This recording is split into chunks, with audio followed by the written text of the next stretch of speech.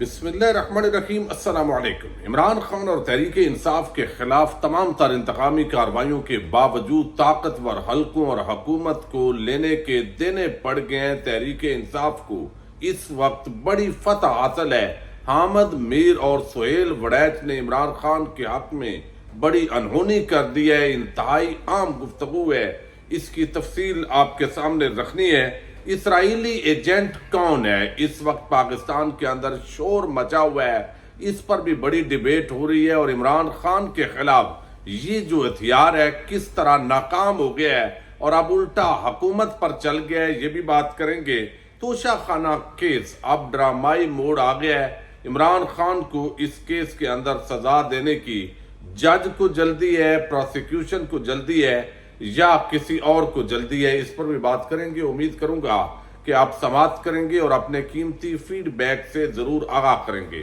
تحریک انصاف کے سربراہ عمران خان کو توشہ خانہ کے اندر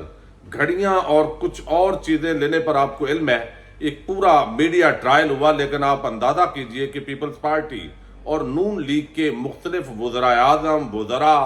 اور ملٹری کے اندر جو شخصیات ہیں، انہوں نے جو تحفے تحائف لیے اس پر کوئی پیش رفت نہیں ہو رہی۔ خاص طور پر نواز شریف، آصف زرداری اور باقی لوگوں کے جو توشہ خانہ کیس ہے، اس کو الیکشن کمیشن آف پاکستان نے بریکیں لگائی ہوئی ہیں۔ عمران خان کے وکلاء کا موقف یہ تھا کہ ایک تو 120 دنوں کے اندر جب اس طرح کا معاملہ ہوتا ہے تو آپ نے جو ہے وہ کوئی بھی درخواست دینی ہوتی ہے، تو یہ ٹائم بارڈ ہو گئی ہے۔ اب یہ ٹائم بارڈ اتنی عام چیز ہے قانون کے اندر کہ جب ایک معینہ وقت گزر جاتا ہے تو اس معاملے پر کیس نہیں ہو سکتا۔ اسی بنیاد پر اسحاق ڈار اور شہباز شریف کے خلاف حدیبیہ پیپر مل کیس قاضی فائد عیسیٰ نے فارغ کر دیا تھا کہ اب وہ وقت گزر گیا ہے، حالانکہ وقت گزارنے والے وہ خود حکومت کے اندر بیٹھے ہوئے تھے۔ اب یہاں پر جو ہے ایک تو یہ پلی لی گئی جو عمران خان کے وکلاء ہیں، دوسرا کہا گیا کہ الیکشن کمیشن آف پاکستان کے جس بندے نے یہ درخواست دی ہے وہ یہ درخواست دے نہیں سکتا قانونی طور پر، یہ اس کے لیے سیکٹری الیکشن کمیشن ہوتا یا چیف الیکشن کمشنر کے نام سے درخواست ہوتی۔ تیسرا یہ کہ عمران خان جو ہے وہ میاں والی کے حلقے سے الیکشن لڑے ہیں، تو وہاں سے بجائے درخواست دینے کے اسلام آباد کی ڈسٹرکٹ اینڈ سیشن کورٹ کے اندر یہ درخواست دی جا رہی ہے، تو لہذا یہ اس کا جو ہے وہ اختیار سماعت نہیں ہے۔ یہ تینوں بنیادوں پر اسلام آباد ہائی کورٹ کے اندر جو ہے وہ اس فیصلے کے خلاف اپیل کی گئی، اور جو جج صاحب ہیں چیف جسٹس، انہوں نے باقاعدہ جو ہے وہ اس کو کہا کہ ہم اپروو کرتے ہیں، آپ کی درخواست درست ہے۔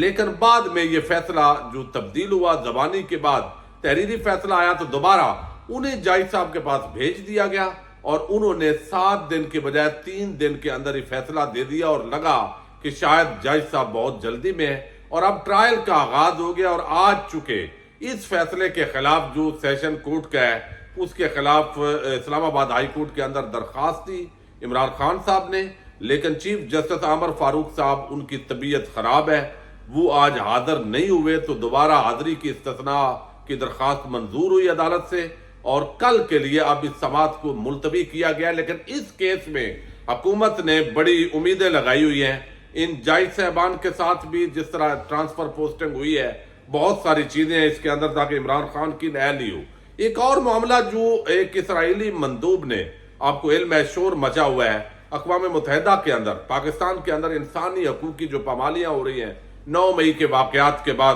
ان چیزوں کو اٹھایا اور اس پر ایک شور مچا کہ پاکستان کے اندرونی معاملے میں مداخلت ہوئی ہے، اور اسرائیل جیسا سفاق، دہشت گرد اور اتنا جو ہے یہ ملک اس طرح بات کر رہا ہے، تو یہ عمران خان اسرائیلی ایجنٹ ہے، یہودی ایجنٹ ہے، فلاں تو پہلے کہتا تھا۔ فضل الرحمان نے بھی پریس کانفرنس کر دی، تو لہذا دیکھا اسرائیل نے جو ہے وہ حق میں بیان دے دیا عمران خان کے، حالانکہ یہ عمران خان کے حق میں بیان نہیں ہے، چونکہ پاکستان کا ایک موقف ہے شروع سے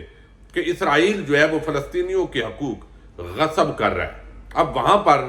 جو کچھ وہ انسانی حقوق کی پامالیاں کر رہا ہے تو پاکستان اس پر آواز اٹھاتا ہے۔ جب اسرائیل کو موقع ملا ہے پاکستان پر بات کرنے کا تو اس نے اس موقع کا فائدہ اٹھایا ہے۔ باقی یہ انٹرنل ہماری سیاست ہوتی ہے، جس کو بھی ایجنٹ بنا دے۔ لیکن اس کے ساتھ جو اصل ایجنٹ کون ہے یہ بات سمجھنے والی ہے۔ پچھلے دنوں جو وفد اسرائیل گئے ہیں وہ کس نے بھیجے ہیں؟ اگر کوئی اپنے طور پر گیا ہے تو یہاں ایک پی ٹی وی کے اندر بیٹھنے والا شخص ہے، وہ گیا، کیا اس کو نوکری سے ہٹایا گیا؟ کیا اس کی سرزنش کی گئی؟ اس کا مطلب ہے کہ باقاعدہ کہیں خاموش اپروول کے ساتھ جو وفد ہے وہ اسرائیل گئے، تو اس کا مطلب ہے کہ اسرائیل کے ساتھ جو تعلقات ہے وہ کون استوار کرنا چاہتا ہے؟ حامد میر جو ہے انہوں نے تو اس پر باقاعدہ انکشاف کیا ہے، اور یہ اب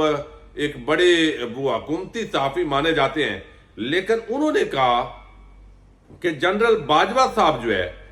وہ مسئلہ کشمیر کو بھولنے اور اسرائیل کو تسلیم کرنے کی ڈیمانڈ کرتے تھے، اور انہوں نے یہ عمران خان سے ڈیمانڈ کی اور عمران خان نے مسترد کر دی، اور انہوں نے کہا کہ ایبسلیوٹلی ناٹ، امریکہ کو بھی کہا اور دوسری طرف اسرائیل کو بھی تسلیم کرنے سے انکار کیا۔ تو اب یہ تو جنرل باجوہ صاحب سے پوچھنا چاہیے، اور جنرل باجوہ کا مطلب یہ ہے کہ ہمارے طاقتور حلقوں کے اندر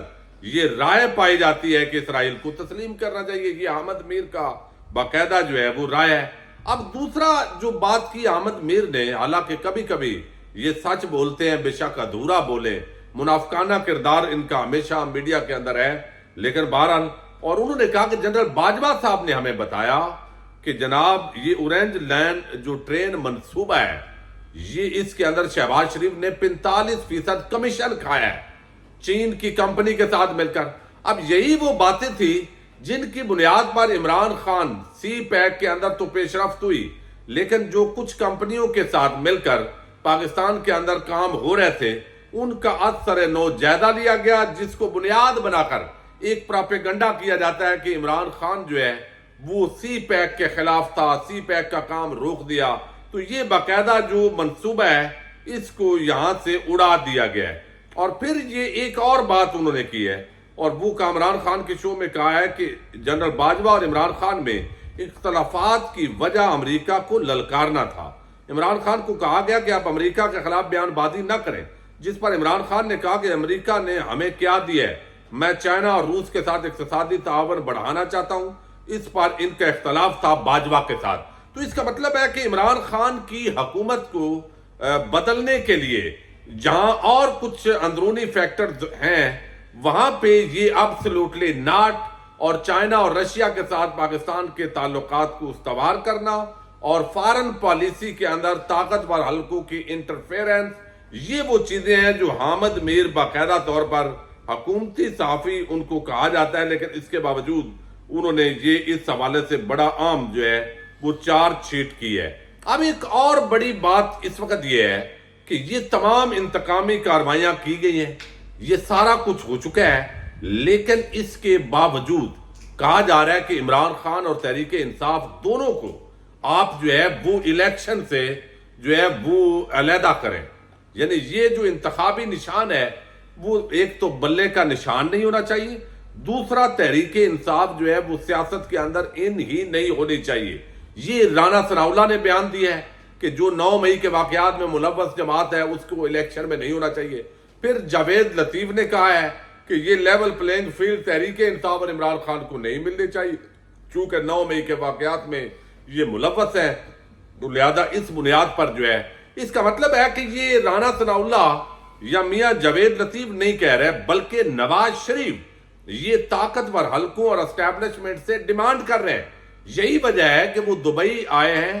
ابھی وہ سعودی عربیہ ہیں، پھر 2 دن شاید دبئی آئیں گے اور لندن چلے جائیں گے، لیکن یہاں سے پاکستان وہ نہیں جا رہے۔ اس کی بنیادی وجہ یہ ہے کہ اب بھی وہ سمجھتے ہیں کہ عمران خان اور تحریک انصاف ختم نہیں ہوئے بلکہ مقبول ہوئے ہیں۔ اگر سزا ہو جاتی ہے تو اس سے لوگوں کی اور زیادہ ہمدردیاں بڑھیں گی،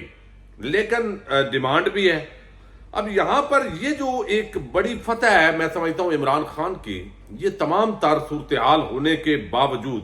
اب یہ ڈیمانڈ کی جا رہی ہے کہ بلے کا نشان بھی نہ ہو، عمران خان بھی جو ہے وہ جیل میں ہو، پھر جو ہے وہ نواز شریف پاکستان آئیں گے، چیف جسٹس عمر عطا بندیال بھی نہ ہو، قاضی فائد عیسیٰ جن کو ظالموں کا جج قاضی کہا جاتا ہے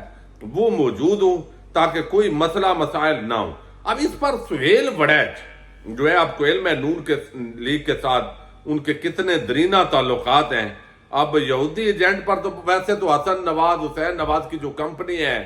وہ یہودیوں کے ساتھ ان کے کاروبار، یہ چیزیں ارشد شریف شہید نے اپنے پروگرامز کے اندر متعدد بار باقاعدہ ثبوتوں کے ساتھ بھی یہ چیزیں رکھی ہیں. اب جو سہیل وڑیچ ہیں انہوں نے بڑی عام بات کی ہے. وہ کہتے ہیں کہ اس وقت تمام کوششوں کے باوجود عمران خان اور تحریک انصاف جیت رہے ہیں.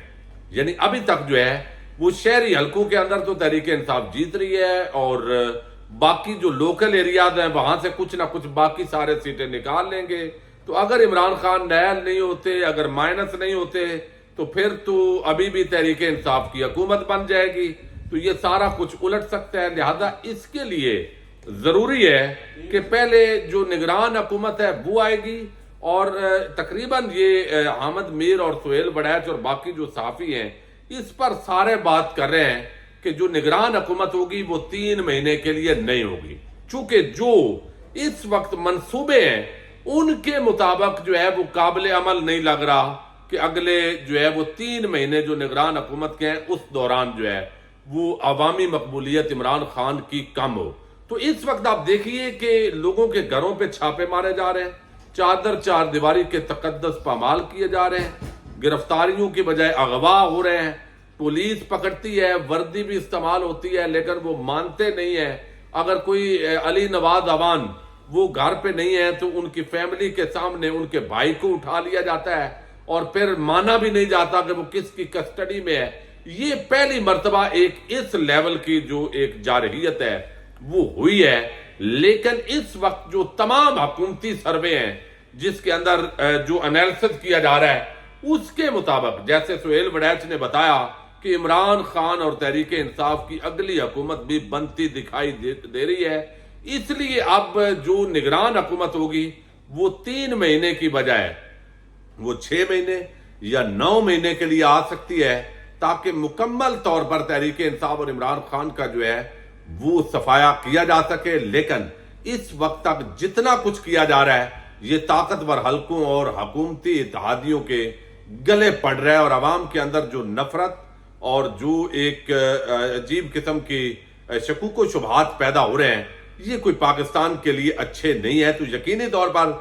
جو طاقتور حلقے ہیں وہ ایک حد تک جا سکتے ہیں، اس سے آگے پھر جو عوام کی رائے ہے وہی اصل رائے ہوتی ہے جس پر جو وہ ادارے ہوتے ہیں ان کو عوام کے سامنے بالآخر گھٹنے ٹیکنے ہوتے ہیں. تو وقت بدل سکتا ہے، بازی پلٹ سکتی ہے. اس ساری صورتحال کے اندر بہرحال اس وقت جو ہے وہ بڑی بڑی جو گیم ہے وہ کی جا رہی ہے. مزید اپ ڈیٹس کے لیے آپ ویڈیو اگلی دیکھیے گا. اجازت دیجیے گا. اللہ حافظ.